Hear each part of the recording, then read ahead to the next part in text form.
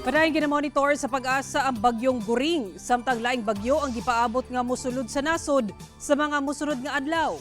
Uling nasiplatan ang bagyong Guring sa 245 kilometers east-northeast sa Kasiguran, Aurora. Sa latest bulletin sa pag-asa, gisaka ang signal number 1 sa pipila ka bahin sa Luzon.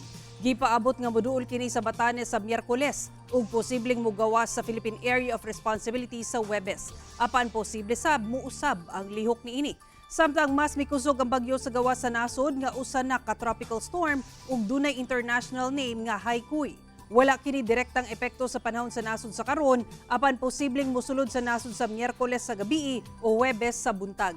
Samtang mas gipakusog sa bagyong Guring ang hanging habagat nga magdala og mapag-ulan sa daghang bahin sa Mindanao. Base sa datos sa Metro Weather, ulanon ang Northern Mindanao, Barm, Soxargen, Zamboanga Peninsula ug Caraga. Busa mag-igmat sa posibleng pagbaha o landslide.